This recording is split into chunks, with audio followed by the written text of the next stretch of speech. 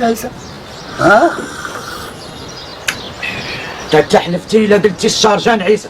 والله لا سمعتيها مني واخا طير. اتعقلوا على الجيلاني مول البنبوش اللي بتنا عنده ديك الليله. الله ودي ايوا دا حرام داك اللي بيتنا عندس.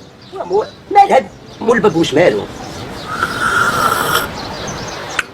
مول البنبوش يا سيدي كبشي لا باقي.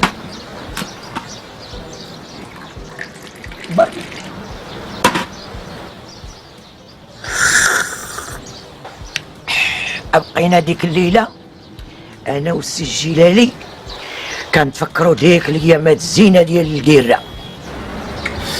ديك الساعه السي احمد والسي صديق غلب عليهم النعاس، الطوير بقى شاد مع ناس وطاح لي العجب. الطوير بقى فايق معنا الليله كامله وشاد مع جوج ديال الشرجانات.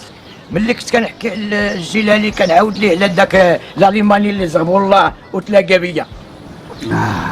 وخلي عليك الالمان عرفتوا واش غيجيكم مليح؟ الا ما سكتش انا غادي نخرج بحالي دابا. لا ستار منا لا هادشي الله يهديك.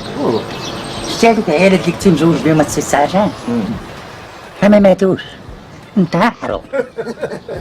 والسي احمد حق الله الا هذا عندك فيها الحق على خاطرهم ومعلومين ينتحروا. السي صديق انا غنعس الا قال لكم السر فيقوني. لا شويه الصبر. والله السي الصديق وما تسني حلوف. ملي كنا في القيره مع الصبر اللي فيا كنت نقدر نبقى مخزون في الحفره نتسنى شي لاليماني يبان.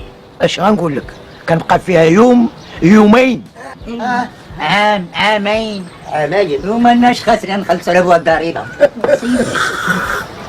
حيدوا عليا صبركم قليل. واش عقلتوا على ديك الليله اللي بتنا عند السي الجيلاني مول البابوش؟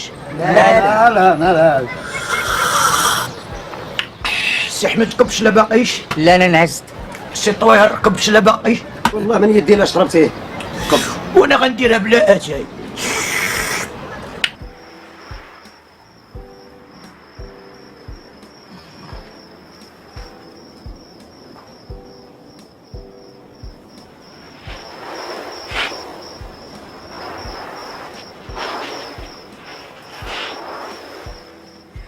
قلت مع راسي إلا حيدت لكم الفلوس غادي تتعلموا كيفاش تدبروا على ريوسكم وتدوزوا منين دازوا العساكريه.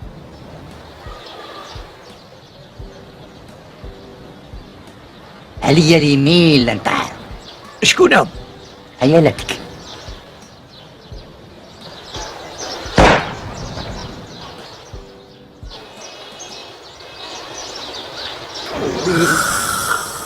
وخليني هاد